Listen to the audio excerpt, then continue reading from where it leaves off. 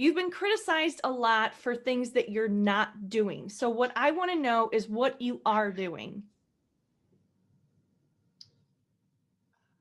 That's pretty general, but I can tell you some of the projects we've worked on in the last year, if that's what your question is asking, and about moving the police department forward. For one thing, we did a complete reorganization of the police department, tried to make things more efficient, more resource friendly, and we developed a new bureau called the Bureau of Community Engagement, where we've added a bunch of community-based programs in there. We've also were accepted in the ABLE program, which was a very large honor because not everybody is selected for that. As you know, ABLE is about officer intervention in excessive uses of force and officer intervention for other officers who are having issues within the department, and also the wellness unit piece. So we also formed a wellness unit here for the officers. We also started the first homeless outreach officer because as part of our CIT, in addition to our CIT program, and add additional CIT officers, because if you know the spotlight on the increase in mental illness and mental illness related calls that the police are involved in. So we added that particular piece to it, and it's been very successful. We also partnered, as you know, with the Center for Policing Equity, and in a large part that they were to do an audit of the police department, which they did, and we are moving forward with those recommendations. We're continuing our partnership, moving on to utilize them to help implement some of the recommendations they've made here for the police department. We're also expanding with Center for Policing Equity relating to identifying data, identifying trends within the police department, looking at how we do policing in surface populations. So that's also something on the future front here we're working on. We also have started and are continuing a program called Courageous Conversations within the police department, where groups of officers and professional staff here within the police department have serious and frank discussions about race and issues within the police department. So that has been very well received within the department. We've also, as you know, at the beginning of the year, last year, partnered with the Ethical Society of Police. We signed a memorandum of understanding. We also interact with the Fraternal Order of Police and Diversity and Inclusion, and have made them a part of the process of redoing and reimagining some of our general orders and policies. So they have input into those. So we're looking at a lot of different programs within the police department, and looking at different avenues for internal stakeholders within the police department to be part of these policies and procedures. So I think that we've done quite a bit moving forward with intervention in some issues that we have here, identifying them, and moving forward with changes to policies and procedures and adding new programs. Now, as you well know, and this is why we're here today, there was the no confidence vote at the city council level that was taken. Ethical Society has been very vocal. The police union's talking about a survey that they're doing, and that they share some of these concerns. So what are you going to do to repair the relationships with those groups that have said they have no confidence in you? Well, starting with the county council, for those members that did support me, I'm going to continue working to maintain that support. And the members that did not support me, I'm going to try even harder to work with them, because I believe that that relationship is absolutely necessary to the effective functioning of this police department. And we have common goals, which is services to the citizens of St. Louis County. So we all have to work together, whatever our professional differences are. As far as the Ethical Society of Police, we meet regularly.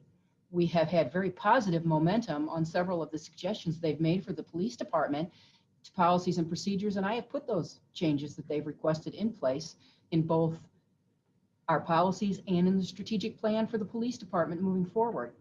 At the FOP, I understand they have a survey, and I have not seen it. I don't think it's finished yet, but I welcome whatever it is that they want to tell me and the issues they believe are here. And when they're identified, and if they are within my power to change, then I absolutely will take a look at what their suggestions are. I really can't speak to it because I don't know any of the results of the survey, and I don't really know what's on the survey. So. Okay, and what do you think, just in general, of these votes of no confidence? What is your response? My response is, I would hope that on a professional level, these things can be talked out and we come to some sort of consensus of how to move forward. I do not believe that a lot of the, specifically relating to the county council's vote, a lot of the information that was presented was factually accurate. So I would like an opportunity to be able to discuss it with them on a professional level. And I have no trouble accepting constructive criticism when it's based on factual information. And can you tell me what is inaccurate in their resolution? Well, there are several inaccuracies, and I'm not going to go over it line by line. But what I would really like to say is I would have hoped that if they had these issues, or they thought they believed they had these issues, that they would have spoken to me or asked to speak to me about them and handled it in a professional manner instead of making it a very public document that isn't exactly accurate or probably the best venue they could have chosen for their perceived issues with me. I know you're somewhat limited in what you can say because it's a personnel issue, but is there anything you would like to say in response to the accusation that you transferred a Black female out of recruitment because of her speaking out to the media regarding race? What I can say is this. I've been transferred 12 times in my career. Not one of them was voluntary. I went to jobs in the police department. I accepted those transfers. I can say that under my realm as chief, there have never been any retaliatory transfers, discriminating transfers made here. Not everybody is going to be pleased with transfers that are made, but they have to be made based on what's best for the police department and for the efficient and effective operation of this department. I mean, how do you handle that with, if every employee that's upset with a transfer is going to be coming, going to the media and protesting this decision? How do you handle that? Well, I would really hope that doesn't happen because that would be a huge problem for the police department. But what I would say is this: the average person here on the police department, the average officer, professional staff, when they are transferred, sometimes aren't very happy, if it's not a voluntary transfer. But usually when they get to the assignment, they get to know it, they get familiar with it, that unhappiness with that assignment lessens over time, especially if they go into it with a positive attitude, or at least not a hugely negative attitude. I would say that personnel matters and transfers within the police department don't need to be the fodder of public opinion. You have to do and make decisions in a police department as the chief and as a boss that may not be popular. And that's your job. You have to be able to run this police department and manage this police department and effectively utilize people. And sometimes that requires transfers that don't always make people happy. So I really would get away from us being a department that people feel they need to go out into the public realm and talk about their transfers. We've heard from the Ethical Society, we've heard from the City Council about the no confidence votes. What about your police board? Have they said anything to you? Have they made anything public about their thoughts about you? They're your boss. I mean, so what do they think? What are they thinking? Well, I can't speak for the police board, but I can tell you it is our goal, both mine and the police boards, to work together with the county council to try and work out any issues.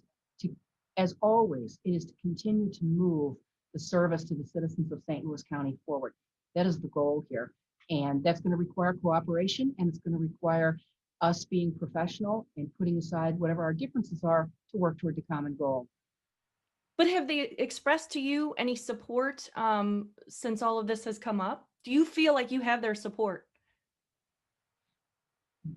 I feel that the police department supports this department and its decisions and its policies and procedures, and that is their function here. And I also feel that they have made it very clear that we are moving forward and that they want to work with the county council, the ethical society, the fraternal order of police, and all the internal stakeholders to make this an even better police department. Got about one more, ma'am. Okay. Let's see. I think oh, that was one other thing. So the other night during the county council meeting, Sam Page was asked, what do you think of the no confidence votes? And he talked about the police board. Were you there? Do you remember what I'm talking about specifically, what he said? Yes, I don't remember exactly what he said, no. Well, he basically was talking about how the police board is the one that manages the police department and that, but he was asked specifically what he thought of the no confidence vote, if he supported it and that. What did you think of his response? I think Dr. Page is entitled to his answers. I can't speak for him, and I won't speak for him. I believe that everything that is said and happens is for a reason. And if he chose to answer that question the way he did, that's his decision, and I won't speak to it. And do you feel surprised by these no confidence votes and all of this criticism? Absolutely. Why? I'm absolutely surprised, because if there was that much or that many issues with what I was doing, I think I would have heard about it by now. This sudden resolution without giving me the opportunity to talk about it or answer to their concerns, it was terribly disappointing, and I think completely unprofessional. Okay. Is there anything else you want to add, Chief? I would add that a lot of all of the things that are going on, I would hope that people would not miss the message that this police department continues to carry on, continues to carry the message of community engagement, and continues in an excellent fashion, because of the wonderful people that work here, to deliver the services of police work and law enforcement and community engagement to the citizens.